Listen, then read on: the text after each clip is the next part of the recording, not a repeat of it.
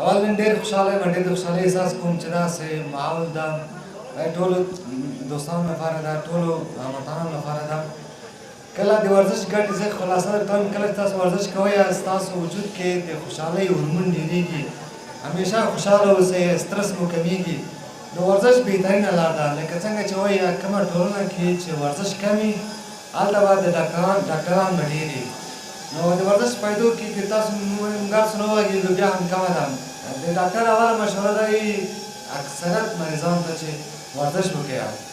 نو خدای د افغانستان آباد کړي. زه نن واقعا د خوشحالۍ احساس کوم چې داسې ماحول کې داسې سټنډرډ جیم جوړ شوی ده. ډېر خوشحاله یم، په دې مطمئن یم چې د دوکانداران دلته چې دي د چا سره دلته بزنس کړی دا ټول خوشحالي راسي وګوري.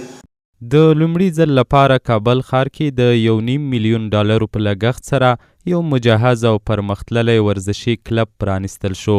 د کابل ښار ندر پښتون واټ کې په خیرخوا سوداګریز مارکیټ کې د بدن د ښکلا او فټنس دغه ورزشي کلب د اروپایي هیوادونو د ورزشي کلبونو په سطحه په نوي او عصري بڼه جوړ شوی چې د سپورت لپاره یې نوي موډل او عصري وسایل ورته راوړي دي. جیم دارای ماشین‌های مجهز و استاندارد میباشد و ماشین‌آلات ما جدید و بی‌نظیر میباشد و در بخش جیم و فتنس خدمات جیم همروزه، خدمات فتنس همروزه، خدمات اسپیشل ترینینگ،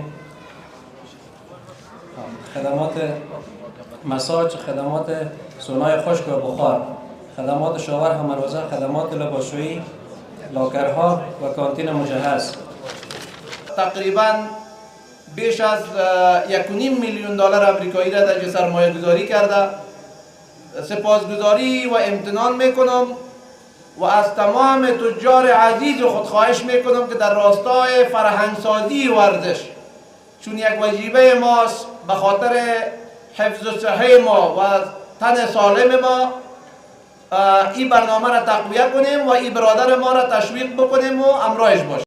د دغه کلب د پرانیستلو په مراسمو کې د کابل ښاروالۍ مسؤلینو وویل د خصوصي سکتور په همکارۍ سره به نور هم د کابل ښار د آبادۍ او پرمختګ لپاره بنسټیزې پروژې پلي کړي. برادر ما این قربانی را داده، یکی از مراکز بسیار پیشرفته مدرن و عصری را به خدمت همشهری‌های عزیز کابل آماده کرده.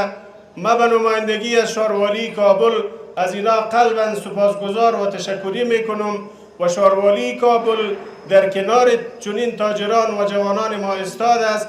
د یادونې وړ دی چې خیرخوا سوداګریز مرکز یو کال د مخه د کابل ښار په یوه مهمه سیمه ندر پښتون واټ کې په نوي او عصري بڼه جوړ او ګټه اخیستنې ته وسپارل شو چې د نړۍ د پرمختللو هیوادونو په شان پکې ښې اسانتیاوې شتون لري.